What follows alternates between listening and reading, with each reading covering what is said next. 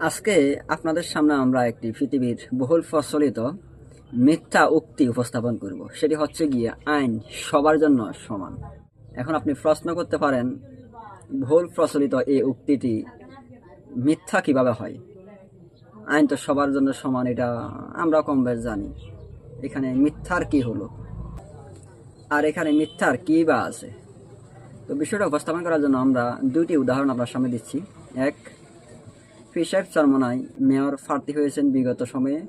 ওইটার বিষয়ে উনি আদালতে আপিল করছিলেন, যে আপিলটা আদালত একেবারেই নিঃসংকোচে খারিজ করে দিয়েছে। আর খারিজ করে দেওয়ার মূল কারণ হিসেবে আমরা দেখতে পাচ্ছি, তিনি বিশৃঙ্খল নন, তার মরিদ এবং সমর্থক নিয়ে রাস্তা অবরোধ করতে পারেন না, মানুষের জানমাল ক্ষতি করতে পারেন না, এই জন্য তারটা খারিজ করে দেওয়া হয়েছে। আর সেই একই বাংলাদেশের আরেকটি সংগঠনের একজন নেতার ছেলে, সেও মেয়র প্রার্থী হয়েছিল বিগত সেকশনে। তার সেই মেয়র প্রার্থীটা আজ আদালত অ্যাকসেপ্ট করেছে।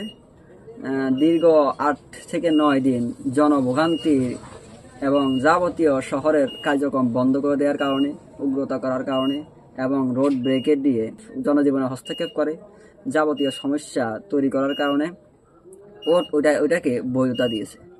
তো আইন সকলের জন্য সমান, এই বিষয়টা কতটুকু সত্য বা কতটুকু মিথ্যা, বিষয়টা আপনারাই অ্যানালাইজ করে বলতে পারেন।